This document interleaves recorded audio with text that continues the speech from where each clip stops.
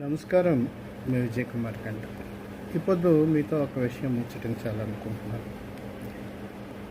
చాలామంది మనం ఈ సామాజిక అంశాల్లో సామాజికంగా మనకి ఎదురైతేటువంటి సమస్యల మీద చాలా ఆవేదన చెందుతుంటాం.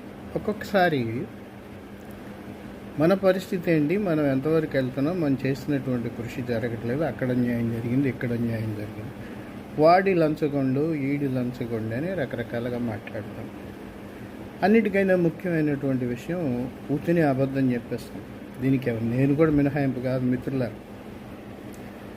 చాలా వరకు ఎలా మనం ఉన్నటువంటి పరిస్థితుల్ని బాగు చేసుకోవాలి, ఎలా ఈ దేశం పేదరికం లేనిదిగా ఉండాలి, ఈ దేశం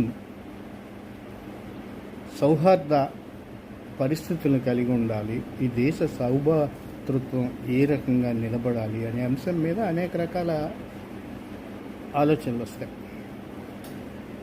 బహుశా ఇప్పటికీ కొన్ని వేల సమావేశాల్లో మీటింగుల్లో చెప్పుంటాను. నా స్టూడెంట్స్కి కూడా చాలామందికి ఈ విషయాన్ని దాదాపు 25 ఏళ్ళుగా అనేక చోట్ల చెప్తాను. ఒక చిన్న కథ మీకు చెప్పాలనుకున్నాను. ఒక ఊళ్ళో ఒక స్కూల్లో ఒక మాస్టరు ఒక చిన్న కుర్రాడికి మ్యాప్ బొమ్మ ఇచ్చాడు. ఆ మ్యాప్ బొమ్మలో ఏ రాష్ట్రం ఎక్కడ, ఏది ఎక్కడ, ఏంటి అనేది అతనికి ఇచ్చినటువంటి అసైన్మెంట్, ఇప్పుడు చెప్పాలంటే ప్రాజెక్ట్ వర్క్ లాంటిది ఇచ్చాడు. అది చేసే క్రమంలో వాళ్ళ నాన్నకి చూపించాడు, ఆయన కొన్ని సలహాలు ఇచ్చాడు. అయితే వాళ్ళ ఇంటిలో ఒక తుంటరి పిల్ల ఉంది. ఆ పిల్ల ఏం చేసిందంటే ఆ మ్యాప్ కాస్త చించి అవతల పడేసింది. కానీ ఆ టైము రాత్రి 9 గంటలైంది, కొట్లుండవు, మ్యాప్ ఏం చేయాలి? పొద్దునే మ్యాప్ చూపించాను. వాళ్ళ నాన్న అన్నాడు, కంగారు పడకరా, నేను మ్యాప్ని అతికిచ్చిస్తాను అన్నాడు. ఎలా అనేది చూశాను. ఆ మ్యాప్ని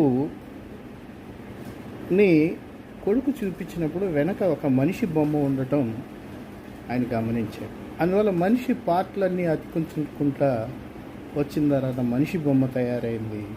ఆ మనిషి బొమ్మ వెనక వైపు తిప్పితే దేశం బొమ్మ కనపడింది.